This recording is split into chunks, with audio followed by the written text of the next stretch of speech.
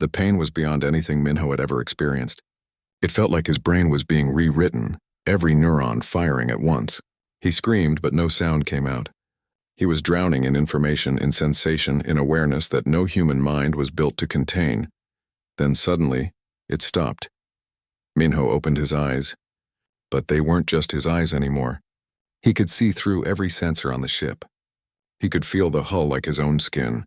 The engines were his heart, the weapons were his hands, the shields were his breath. He was still Minho, but he was also the retaliation. He was both and neither and something entirely new. Minho, Ji-won's voice seemed to come from very far away, even though she was right beside him. Can you hear me? Yes? His own voice sounded strange to him, too calm, too certain. I can hear everything. On the view screen, the Coalition fleet was moving into attack formation. Admiral Thexnor's massive cruiser sat at the center like a spider in a web. The 30 seconds had passed. The battle was beginning. Engaging evasive protocols, Minho said. But it wasn't just him speaking. It was Barum, too, their thoughts so intertwined now that there was no separation. The retaliation moved. It wasn't like normal flight. Minho didn't push controls and wait for the ship to respond. He thought about where he wanted to be, and the ship was already moving. They were one entity now, acting with perfect coordination. The Coalition fighters opened fire first, hundreds of weapons lighting up space. Minho weaved between the incoming shots like a dancer, each movement precise and beautiful. Not a single shot touched them. Impossible, he heard Admiral Thexnor say over the communication channel. Nothing moves like that. Ji-won was at the weapons console, but she found that Minho was already firing, targeting multiple enemies simultaneously with accuracy that shouldn't have been possible. 3 fighters vanished in purple fire. I can't keep up with you, Ji-won said, amazed and a little frightened. You don't have to, Minho replied. Just trust me. The battle became a dance of destruction. The retaliation was outnumbered 100 to 1. But numbers didn't matter when you could think faster than your enemies could react. Minho used every trick he had learned in the scrapyards, every maneuver from military training, every tactical lesson stored in the ship's ancient memory. He flew through the debris from destroyed fighters, using it as cover. He baited cruisers into firing at each other. He appeared where he shouldn't be able to appear, and struck where defenses were weakest. But even with all his new abilities, Minho could feel the damage accumulating. The retaliation was strong but not invincible.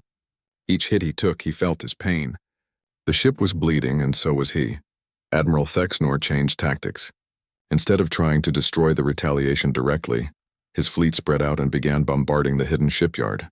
The asteroid where Seonwoo's base was located started breaking apart under sustained fire. They're going to kill everyone in there, Yuna said in horror. Minho felt a surge of rage that came from both himself and Barum. The Coalition wasn't just trying to destroy them. They were willing to commit genocide to maintain control. A new voice cut through the communication channels. It was Hein, a Coalition commander who Minho had been fighting minutes ago. Admiral Thexnor, I'm reading your orders. You're authorized to use antimatter weapons on civilian targets. This is a war crime, sir. I can't follow this order. Then you will be executed for treason, Thexnor replied coldly. But Hein's destroyer broke formation, refusing to participate in the massacre. And she wasn't alone. 3 other Coalition ships followed her, their crews unwilling to murder innocents. Seonwoo was broadcasting too, sending the Admiral's orders across every frequency. The whole sector could hear now. The Coalition's plan to exterminate the Resistance and everyone associated with it was public. The galaxy is watching you, Admiral, Seonwoo said. Are you really going to murder thousands of civilians on a live broadcast? Thexnor's response was to order his ships to fire anyway. Minho made his decision. He couldn't defeat the entire fleet, but he could capture the Admiral and force him to answer for his crimes. It was insane, maybe impossible, but it was the only way to end this without everyone dying. I'm going after the flagship, Minho announced. That's suicide, Ji-won said. Maybe, but I have to try. What followed would be talked about for years in every pilot academy in the galaxy. Minho flew the retaliation through a wall of weapons fire that should have been impossible to survive. He used the wreckage of destroyed ships as shields, timed his movements to the microsecond gaps between volleys, and pushed the ship's capabilities beyond what even the predecessors had designed. He felt every near miss like a whisper against his skin. He felt every successful hit like a knife in his flesh. But he kept moving, kept pushing forward, until finally he breached the flagship's defensive screen. The retaliation crashed through the cruiser's hull, not bothering with hangar bays or docking ports. They just went through the armor like it was paper. Minho deployed the combat drones, sending them throughout the ship to disable weapons and seal off sections. Jiwan led a boarding party with Xianwu's fighters. They fought through the corridors while Minho dueled with the rest of the fleet, keeping them too busy to help their flagship. Admiral Thexanor was found in his command center, trying to activate the ship's self-destruct.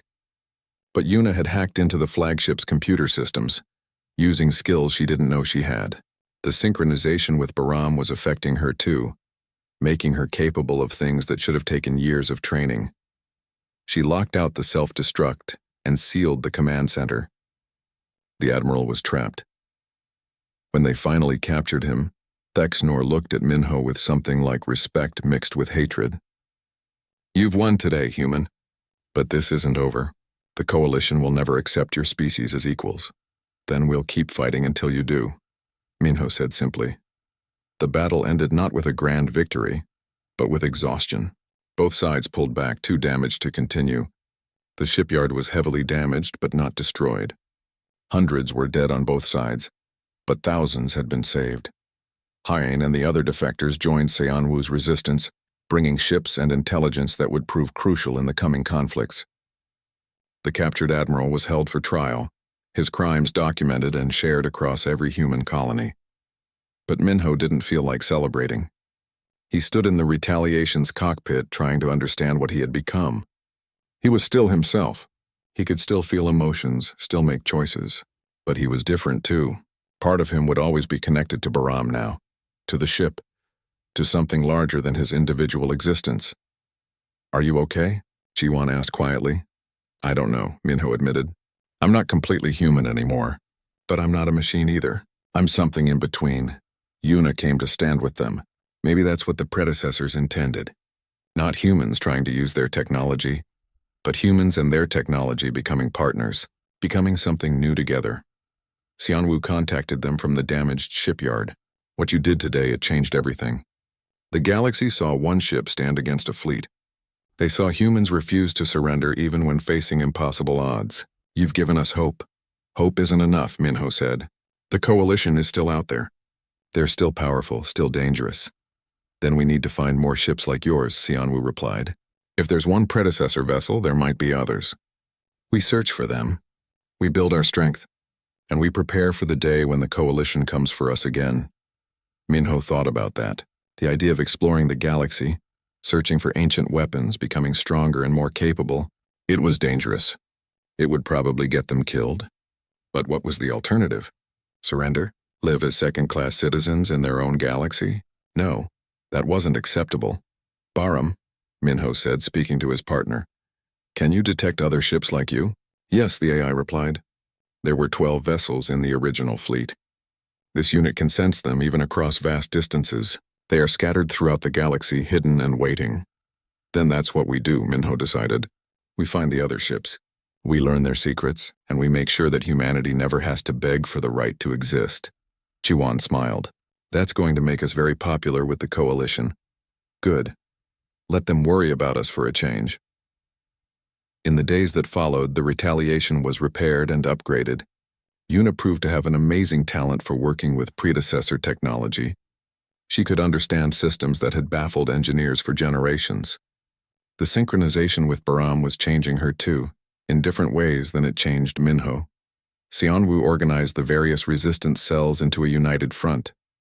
With Hien's help, they established communication networks and supply lines. They weren't an official government yet, but they were becoming something real, something that couldn't be ignored. And across the galaxy, in the secret chambers where the Council of Five met to decide the fate of civilizations, there was fear. For 10,000 years, they had controlled everything through lies and manipulation. They had kept humanity weak and divided, afraid of what would happen if humans discovered their true potential. Now that potential was awakening. And the Council knew that their time of absolute power was coming to an end. The retaliation drifted through a thick nebula, its systems barely functioning.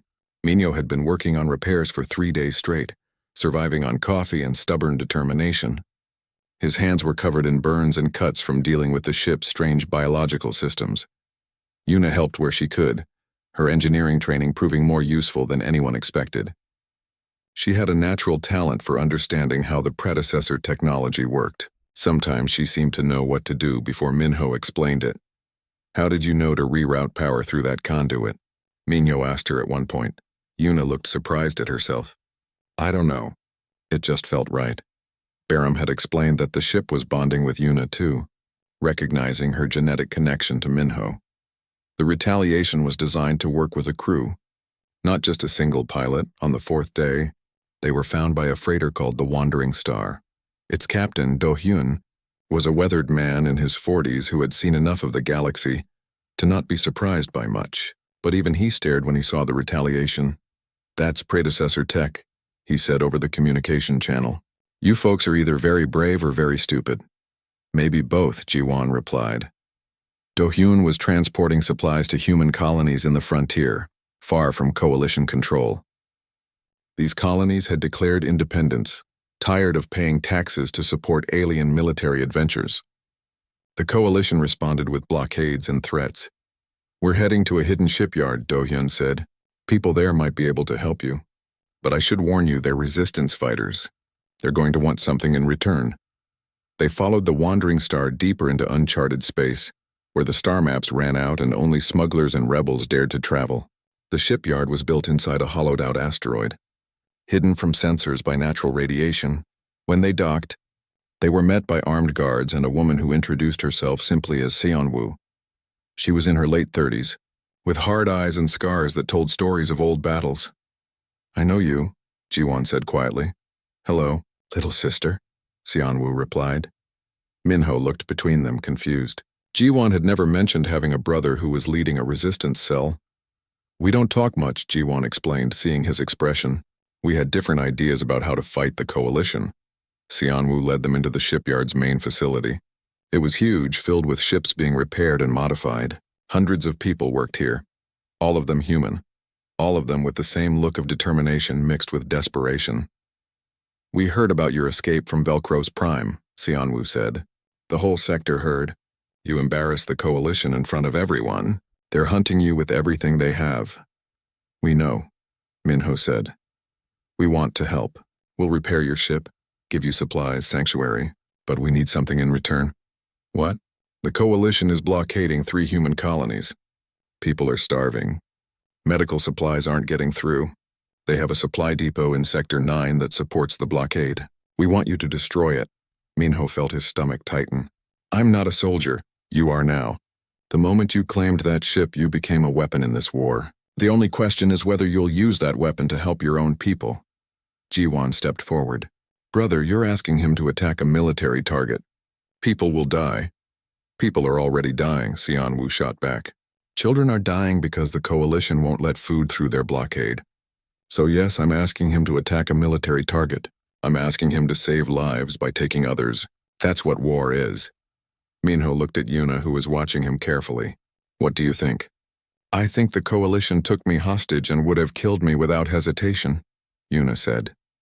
"I think they're willing to starve entire colonies to maintain control. And I think we have the power to stop them, at least this once." The repairs took 2 weeks. Seon-woo's people were good, really good. They had engineers who had worked on coalition military ships before defecting. They helped Minho and Yuna understand the retaliation systems better. During this time, Bahram shared more information about the ship's capabilities. The retaliation could heal itself if given the right materials.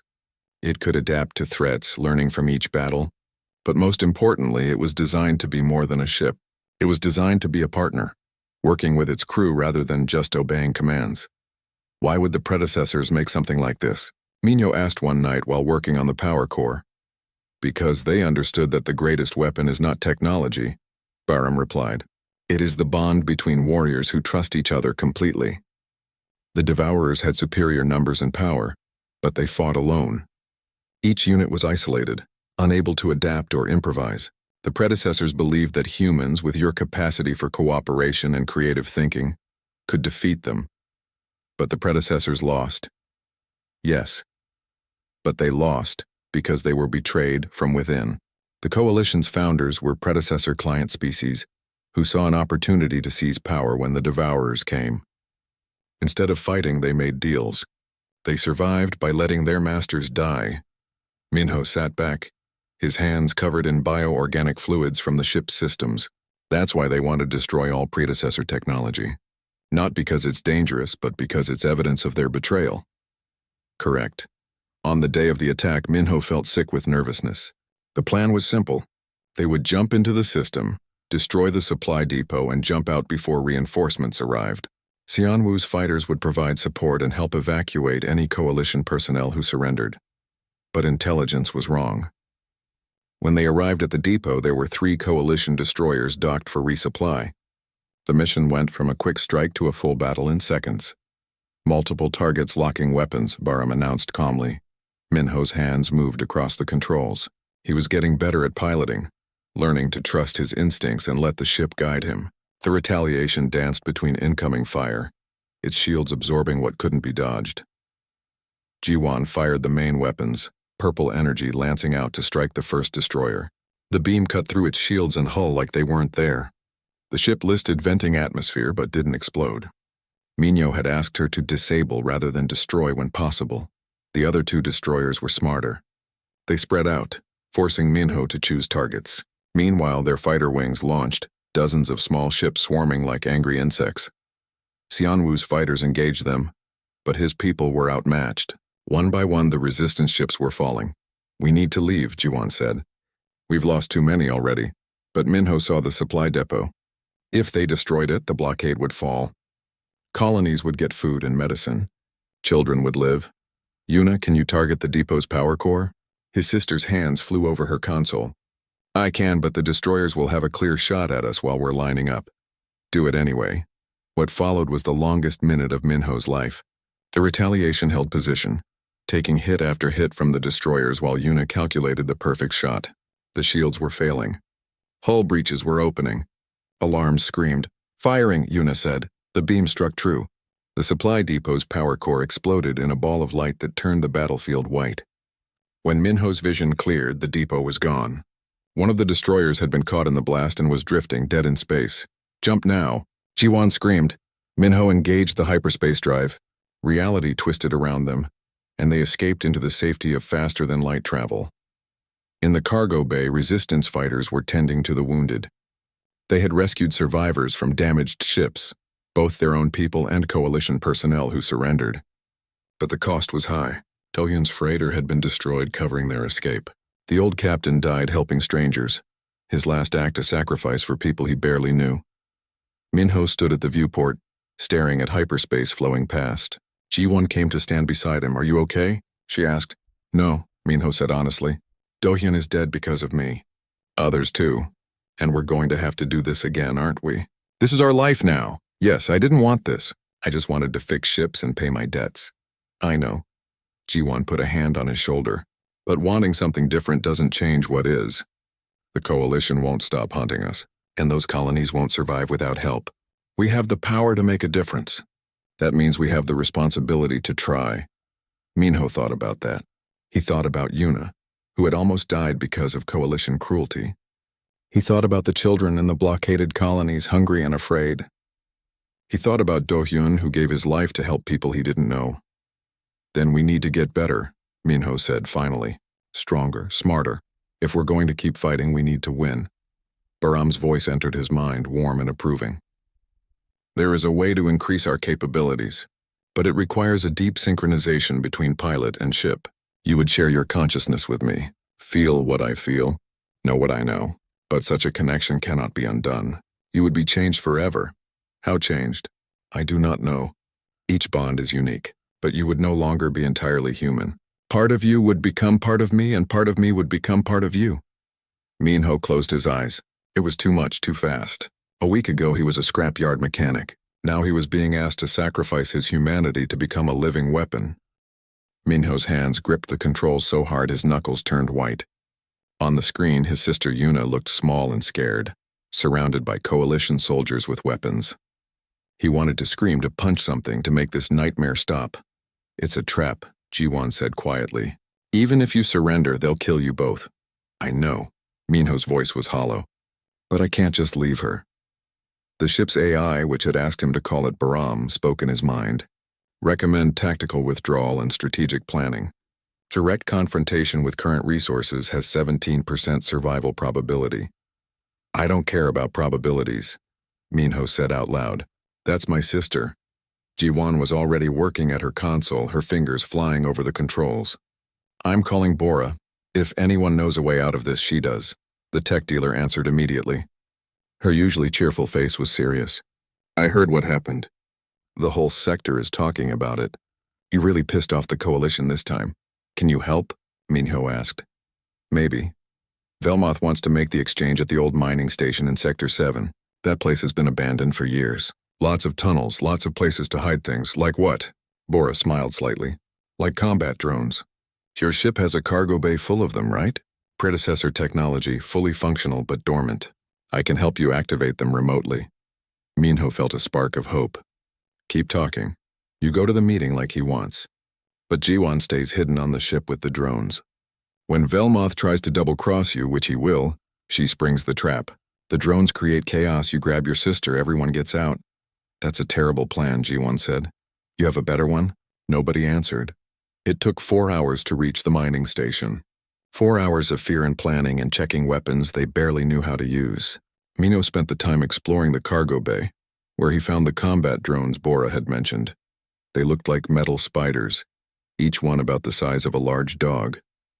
They had too many legs and too many sensors, and when he touched one, it made his skin crawl. But Baram assured him they were effective weapons. They could phase through solid walls, disable electronics, and tear through armor with their cutting tools. "Why would the predecessors build something like this?" Minho asked. "Because sometimes the only way to win is to be scarier than your enemy," Baram replied. The mining station appeared ahead, a dark mass of metal and rock floating in space. It looked dead, but Minho's sensors picked up life signs. Lots of them. Velmoth had brought an army. "Last chance to run," Jiwon said. Minho shook his head. "Let's do this." He landed the retaliation in the station's main hangar. The doors were barely big enough, and he scraped the hull getting through. When the engines finally shut down, the silence was deafening. Minho stood up from the pilot's chair. He was wearing a simple worksuit with no armor. He wanted Velmoth to see him as helpless, not a threat. Jiwon stayed hidden in the weapons bay with the drone controls. "Baram, you stay quiet unless I call for you," Minho said. "Understood." "Good luck, Minho." He walked down the loading ramp alone. The hangar was huge and empty except for one group of soldiers in the center. They surrounded Yuna, who was still tied up and kneeling. She looked up when she saw him, and tears ran down her face. Commander Velmoth stood beside her. He was tall and reptilian, with green scales and cold yellow eyes. He smiled when he saw Minho showing too many teeth. "The human comes to surrender," Velmoth said. His voice echoed in the empty space. "How noble." "How pointless. Let her go," Minho said. "I'm here. I'm giving you what you want. Are you?" Velmoth walked forward slowly, his clawed feet clicking on the metal floor. "What I want is to understand how a primitive human managed to bond with predecessor technology. The Council is very curious about this.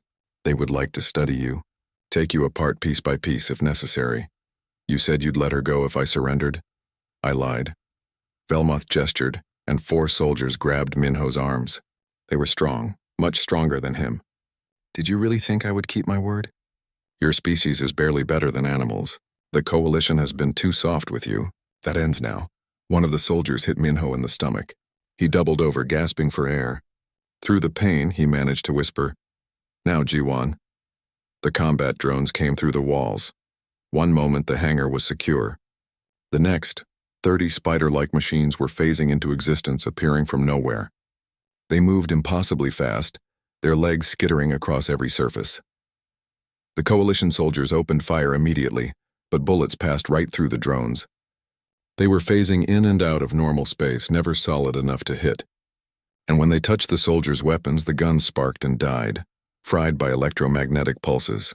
Chaos erupted. Soldiers were shouting, running. trying to fight enemies they couldn't hurt.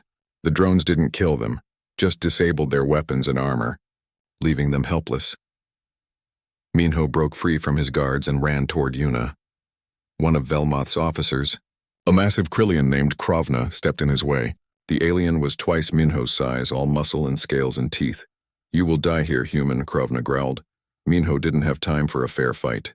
He grabbed a piece of broken mining equipment from the floor, a metal rod with a sharp end, and swung it with all his strength at Krovna's knee.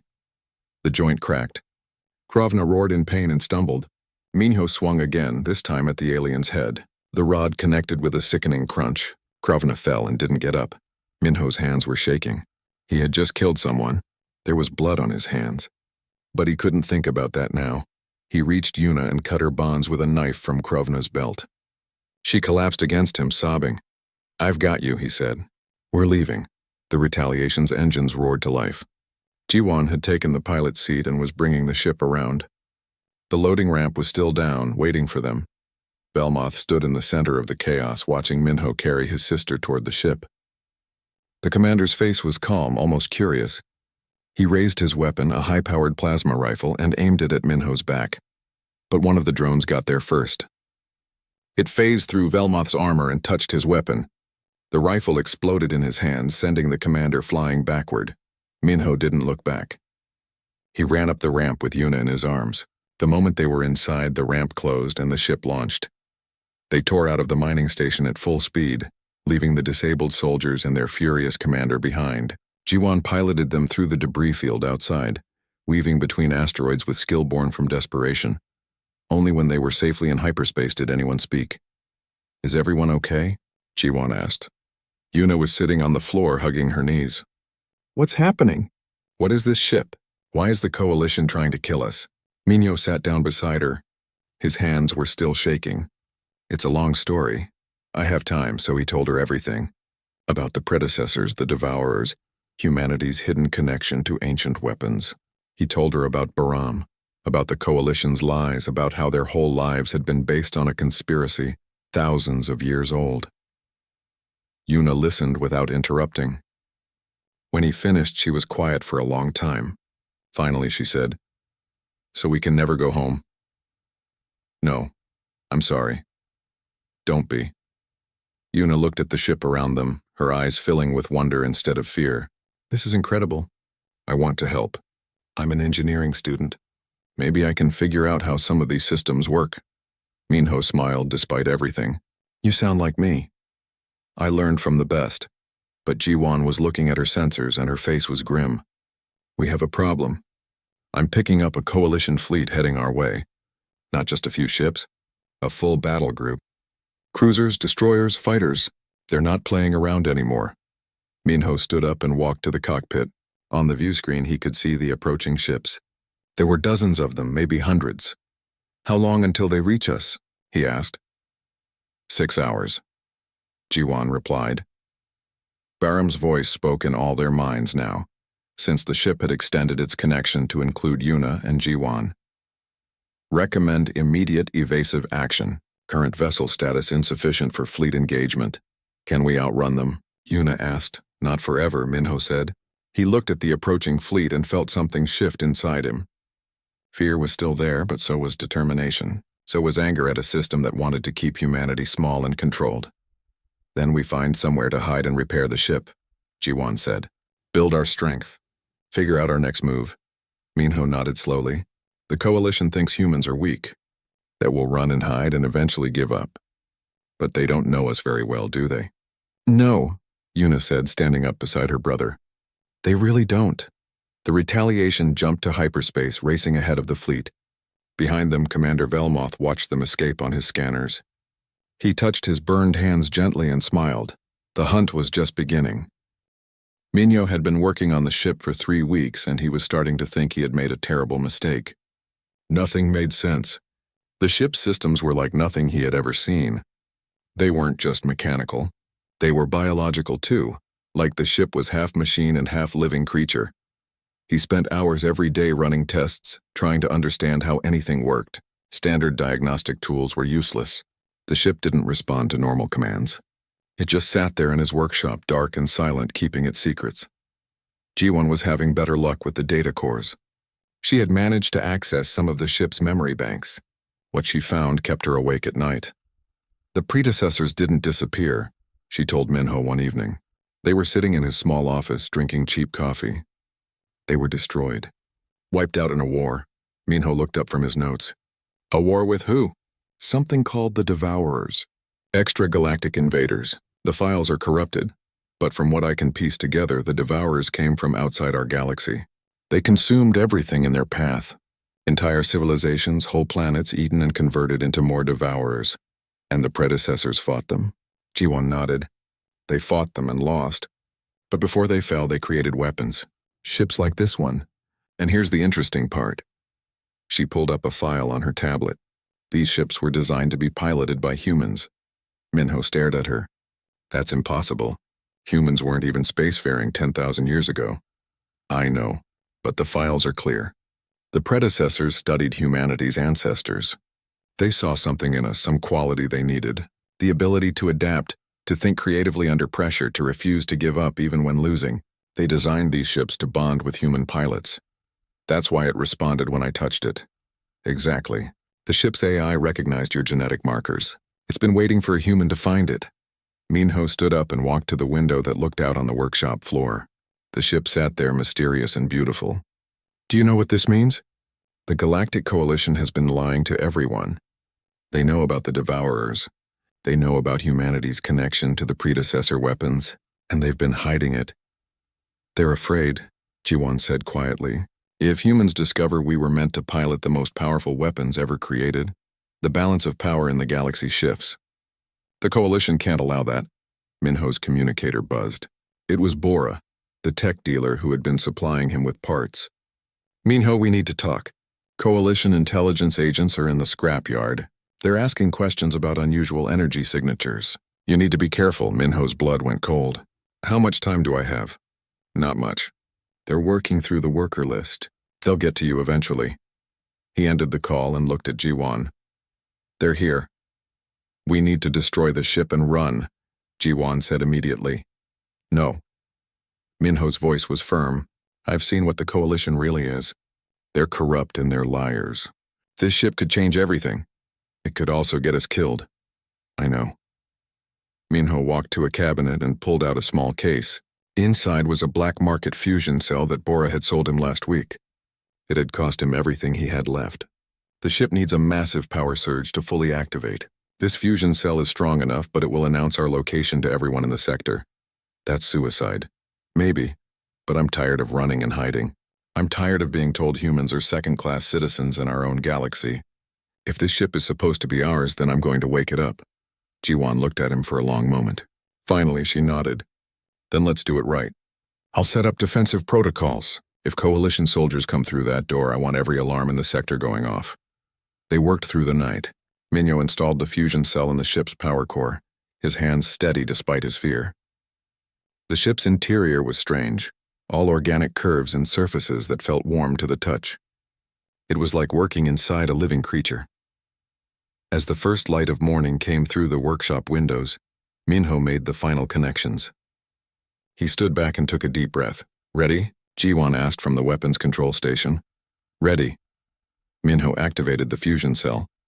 Power surged through the ship like blood returning to a body. The lights came on, soft and blue. The hull began to glow, and then the AI spoke directly into Minho's mind. Inheritor designated operator identified. Welcome, human. This vessel designates itself as Retaliation. Awaiting orders. Minho staggered, overwhelmed by the connection. It wasn't just a voice in his head. It was information, data, knowledge flooding into his brain. Combat techniques, tactical analysis, ship systems, all of it pouring into him at once. Minho, Ji-won's voice cut through the chaos. We have company. Alarms were blaring across the workshop. On the security screens, Minho could see Coalition soldiers in heavy armor breaching the perimeter. At least 20 of them moving in formation, weapons ready. How long until they reach us? Minho gasped, still trying to process the information the ship was giving him. 3 minutes, maybe less. The ship's AI spoke again, calmer this time. Recommend immediate departure. This vessel is at 40% functionality, but capable of flight and basic combat operations. Minho ran to the pilot's chair and sat down. It molded itself to his body, and suddenly he could see everything. Not through screens, but directly through sensors that were now part of him. He could feel the Coalition soldiers approaching like pressure against his skin. "Jiwan, strap in." "What are you doing?" "We're leaving. Now." Minho didn't understand how he knew what to do, but his hands moved across the controls with confidence. The ship responded instantly, engines humming to life. The workshop's roof doors were closed. But the ship's weapons could fix that. "Brace yourself," Minho said. The Retaliation's main cannon fired a tight beam of purple energy that cut through the roof like it was paper. Metal and debris exploded outward. Then the engines roared and they were moving. The acceleration should have killed them. Conventional ships needed minutes to safely reach full power. The Retaliation did it in seconds. But instead of being crushed, Minho felt fine. The ship's inertial dampening protected them perfectly. They burst out of the workshop in a storm of fire and twisted metal. Coalition soldiers scattered. Their weapons opened fire, but the bullets and energy beams just splashed against the hull, doing no damage at all. 6 fighters incoming, Jiwan shouted from the weapons station. Minho saw them on his sensors. Coalition interceptors, fast and deadly. They were already firing missiles. But Minho was moving through the debris field like he had been flying this ship his whole life. He dodged between wrecks using the scrapyard's junk as cover. The missiles exploded harmlessly against old ship hulls. "Weapons ready," Jiwan said. Her voice was tight with stress. "Fire at will." Jiwan locked onto the lead interceptor and pressed the trigger. The Retaliation's cannon spoke once. The purple beam crossed the distance in an instant and the fighter simply ceased to exist. One moment it was there, the next it was vapor. The other 5 fighters broke formation, suddenly realizing they were outmatched. But Minho's moment of triumph died when his communicator crackled to life. A cold reptilian voice filled the cockpit. "Attention, human vessel. This is Commander Velmoth of Coalition Intelligence. You have stolen restricted technology. Surrender immediately, or we will execute the prisoners we have taken." A video feed appeared on the screen. Minho's heart stopped. They had his sister. Yuna was on her knees, hands bound, surrounded by soldiers. She looked terrified. "You have 1 hour to return to the station and surrender," Velmoth continued. "If you refuse, the girl dies. And then we will hunt down everyone you have ever known." The transmission ended. Minho and Jiwan looked at each other in horror. They had escaped, but now the real nightmare was just beginning. The welding torch sparked against the metal hull, sending tiny stars of light dancing in the darkness. Minho pulled back and inspected his work. Another patch job on another dying ship. This was his life now, fixing garbage in a garbage yard floating in space. He wiped sweat from his forehead and looked around. The scrapyard stretched out in every direction, filled with dead ships from 100 different worlds. Some were bigger than buildings. Others were small enough to fit in his workshop. All of them were worthless now, just metal waiting to be melted down and used again. Minho's scanner beeped. He glanced at the screen and froze. There was an energy reading coming from deep in the Forbidden Zone. That was the dangerous part of the scrapyard where Taiho dumped the really bad stuff. Radioactive wrecks, ships with broken reactors, vessels that leaked poison into space. Nobody went there unless they wanted to die. But that energy signature looked strange. Different. Minho had been working with ships for 15 years, and he had never seen anything like it. He knew he should ignore it. Taiho had warned him a dozen times to stay away from the Forbidden Zone. But curiosity burned in his chest. What if it was something valuable? He had debts to pay, and one good find could change everything. Minho sealed his work and pushed off toward the Forbidden Zone. His small work pod moved slowly through the debris field. Broken ships drifted past like the bones of ancient creatures. Some still had lights flickering inside them, the last gasps of dying power systems. The energy signature grew stronger. Minho's scanner was going crazy now, the numbers jumping all over the screen. He pushed through a cluster of shattered cargo containers and saw it. The ship was beautiful. That was the first word that came to his mind. It didn't look like other vessels. Most ships were boxes with engines attached. This one had curves and angles that seemed to flow together like water frozen in time. The hull was dark but seemed to shimmer when light hit it, changing from metal to something that looked almost like crystal. It was buried under a pile of debris, but Minho could see it was about 40 meters long. Sleek and predatory like a shark from Earth's oceans. There were no markings on the hull, no identification numbers, nothing to show where it came from. Minho brought his pod closer. His heart was pounding. This wasn't just unusual. This was impossible. He had access to databases from every major civilization in the galaxy, and he had never seen a design like this. He reached out through the pod's mechanical arm and touched the hull. The ship woke up. Not fully. Just a brief flicker of power that ran through the hull like a pulse of lightning. Minho jerked back, but it was too late. Something had scanned him, read him, looked inside his mind for just a fraction of a second. Then pain exploded in his head. Minho screamed and clutched his temples. Images flooded his brain. Massive battles in space. Thousands of ships fighting. Weapons that tore holes in reality. Civilizations burning. Death on a scale he couldn't understand. Then it stopped. The ship went dark again. Minho gasped for breath, his hands shaking. What the hell was that? His communicator crackled. Minho, where are you? It was Jiwan's voice, sharp and concerned. I'm picking up your pod signature in the Forbidden Zone. Are you insane? Minho tried to speak, but his mouth was dry. He swallowed and tried again. Jiwan, you need to see this. I'm not coming to the Forbidden Zone. Whatever you found, leave it alone and get out of there. I found a ship. Something old. Really old. There was a long pause. How old? I don't know. But when I touched it, it scanned me. And I saw things. Battles, wars. Things that happened a long time ago. Another pause. Longer this time. Don't move. I'm coming to you. Jiwan arrived 20 minutes later in her own pod. She was a small woman with sharp eyes that missed nothing. She had been a military intelligence officer once before she decided the military asked too many questions she didn't want to answer. Now she sold information to whoever would pay. She and Minho had history. They served together years ago before everything went wrong. They didn't talk about those days much. Jiwan's pod circled the buried ship slowly. Her scanner was out, running every test she knew. Finally, she spoke. This energy signature matches something in the classified databases. Something very classified. What is it? It's tagged as predecessor technology. Minho felt his stomach drop.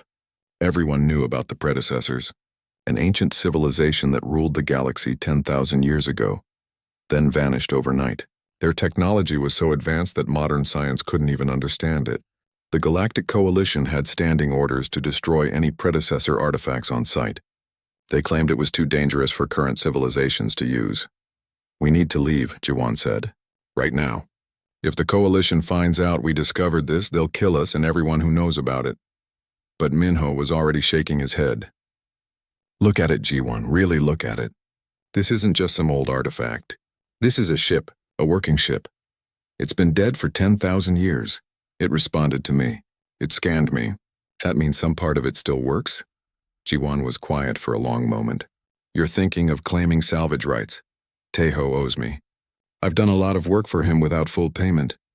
He'll sell me the rights if I push hard enough. And then what? You fix it up and fly away into the sunset? The Coalition will hunt you down. Minho looked at the ship. Even buried and dead, it was magnificent. Maybe. But I've been fixing garbage for 5 years, barely making enough to eat. I'm tired, Jiwan. Tired of being nothing. This could be something. This could be everything. Jiwan stared at him through her pod's window. Finally, she sighed. You're an idiot. Probably. If we do this, we do it smart. We need to hide what this really is. Make Tejo think it's just exotic alien salvage, nothing special. We move it quietly to your private workshop. And we tell absolutely no one. You're helping me. I must be as crazy as you are. She paused. But yes, I'm helping. You saved my life once. I never properly paid that debt. It took 3 days to arrange everything. Minho called in every favor he had. He lied to Tejo about what he found, saying it was just an unusual wreck that might have valuable materials. Tejo grumbled but agreed to sell the salvage rights for most of Minho's savings. Moving the ship was the hardest part. They had to do it at night when fewer people were watching. They used cargo haulers to pull away the debris, then carefully towed the ship to Minho's workshop bay. It was a large space he rented on the edge of the scrapyard, away from the main facilities. When they finally got the ship inside and sealed the bay doors, both of them just stood and stared at it. Now what? Jiwan asked. Minho smiled for the first time in days. Now we figure out what we found. What they didn't know was that the moment the ship activated, it sent a signal. A brief pulse of energy that traveled faster than light, reaching sensors across the sector. And in a Coalition intelligence station 3 systems away, an alarm went off. Commander Velmoth looked at the alert on his screen. His reptilian eyes narrowed. After 5 years of searching, they had finally found another predecessor artifact. And this time he would make sure it was destroyed properly, along with whoever found it,